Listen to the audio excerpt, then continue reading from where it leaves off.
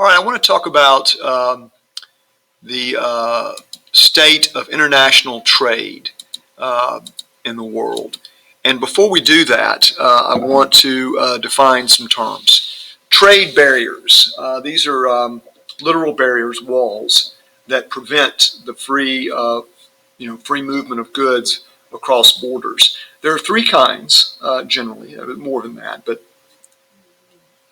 most books and courses will mention these three. One, protective tariffs. Those are taxes on imports to make them more expensive than domestic, homegrown products. What are they protecting? Well, they're protecting the domestic industry. When the United States was first founded, we erected a protective tariff to keep British goods out, to help protect our little baby industry. And it worked, and our industry, industrial power, grew huge. Two, quotas. Quotas are just outright limits on goods coming in. For example, in the 70s, the U.S. put a quota on cars from South Korea.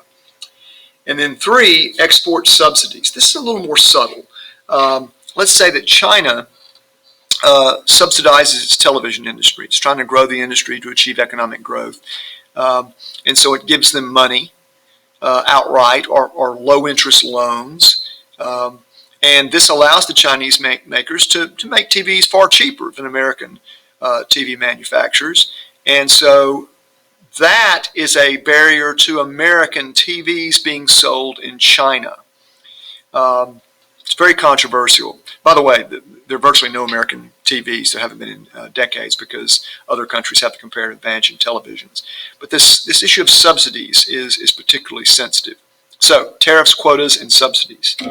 Well, if free trade is so great, based on the law of comparative advantage, why do countries erect trade barriers? Well, number one, they don't understand the gains from trade. It's fairly complex. You can see, a worker, textile worker, lose their job. That's obvious, but it's more subtle to realize that everybody's paying less for clothes. Secondly, political considerations. Trade may harm particular domestic industries and the jobs of the people who work in those industries. President George W. Bush who generally supported free trade, put a tariff on foreign steel. The U.S. does not have the comparative advantage in steel, has not had for a long time. And that pleased steel workers. So political considerations sometimes get in, are the driver for these barriers. You can see right now in the presidential election, as I record this, in 2016, that politicians favor trade barriers to get votes. Three, nationalism. You should buy American.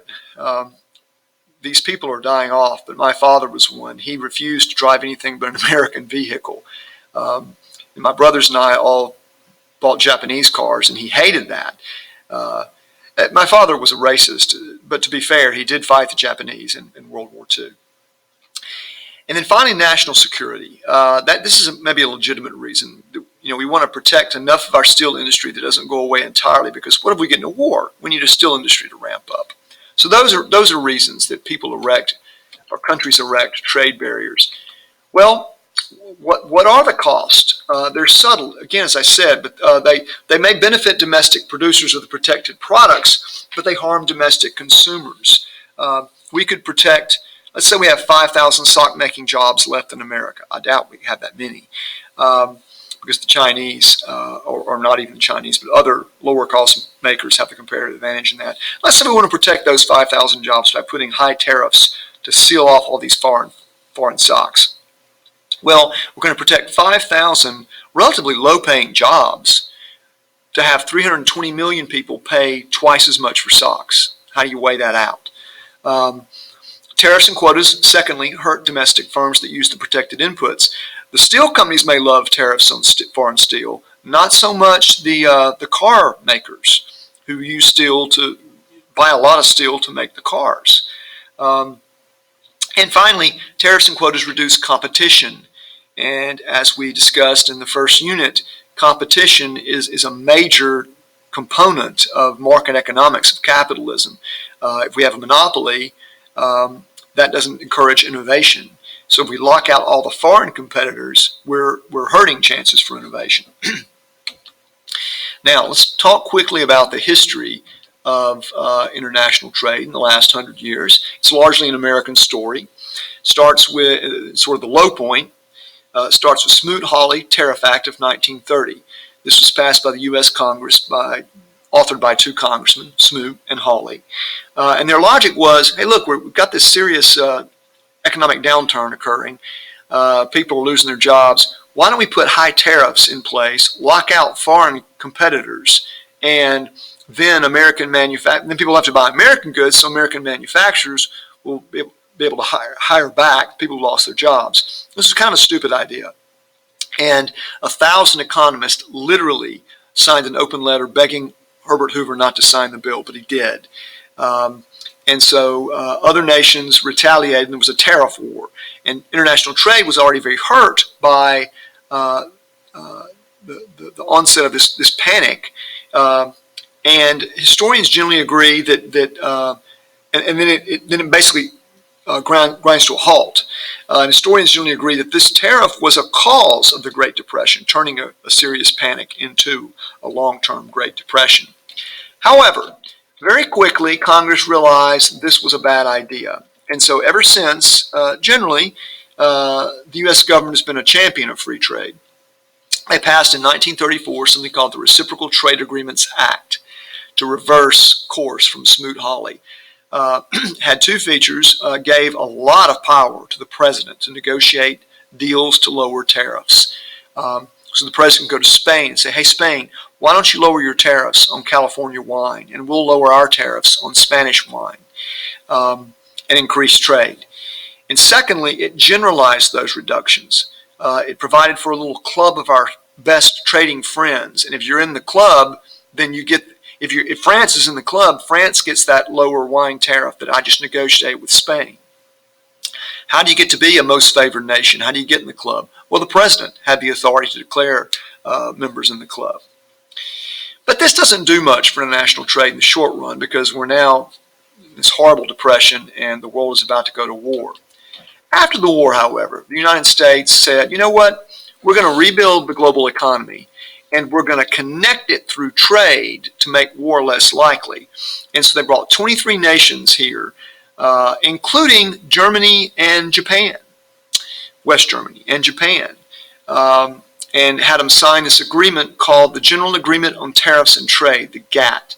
And it took the idea of the reciprocal trade agreements and sort of, made it a multi-sided approach. It's based on the principles that, everybody in a club who signs this trade agreement, they all get the same low trade treatment everybody gets. And we're going to reduce tariffs by constant multilateral, multi-sided negotiations, ongoing negotiations forever, basically. And three, we're going to really try to drive for the elimination of import quotas outright. Now, these negotiations are named after the place where they're started, but they take several years. The 8th round of these negotiations, known as the Uruguay round, began in '86, took effect in '95. This is important because this round creates the World Trade Organization, the successor to GATT. And it's kind of an international trade club and a kind of court of trade rules with 149 members. Wow, that's 149 up from that original 23. China was one of the latest entrants. The WTO provides for further rounds of negotiations. The Doha round is the 9th round. It was launched in Doha, Qatar in late 2001. But 9/11 happened, and so the 9th round is unconcluded. It's especially trying to deal with agricultural subsidies, and that's tough. That's politically tough. The largest agricultural producer in the world is, big surprise, America. The second largest, might surprise you, it's France. A lot of high dollar agricultural products. And both France and the U.S. heavily subsidize their agricultural industries. And this is a thorn in the side of other countries. So, but they'll keep negotiating. Now, You don't have to wait for the lowering of trade barriers by the WTO. You can form a special super secret club of a smaller group of people. It's called a multilateral trade agreement or a free trade zone. The largest example is the European Union, designed largely to lower trade barriers. And today it's comprised of about 25, actually now it's up to 27, but with Britain leaving, it's going to be down to 26. And their combined GDP and population is greater than that of the U.S. This is a large economy. They created the euro, a common currency, in 2002, which, having to change currency is a bit of a trade barrier too. And generally, they've been quite successful. The United States said, hey, we want a free trade zone too. We could create a North American free trade agreement between the three countries of North America, Canada, the U.S., and Mexico. This happens in 1993, very controversial.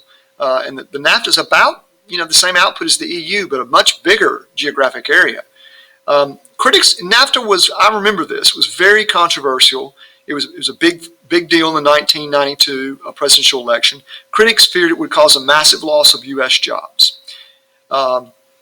Also feared that Japan and South Korea, who were thinking about building factories, additional factories here, would put them in Mexico where they were cheap, where labor was cheaper. This proved to be wrong. I mean, since '93, and I wrote this slide right before the Great Recession. But since '93, the U.S. has added 21 million jobs. Unemployment has declined from 6.9% to 5.1%. And the standard of living in all three countries has risen. We've now recovered from the recession, and unemployment is still at that low figure. And all three economies are much larger. So free trade does work. Are there individual losers? Yes. And that's where politics is at play.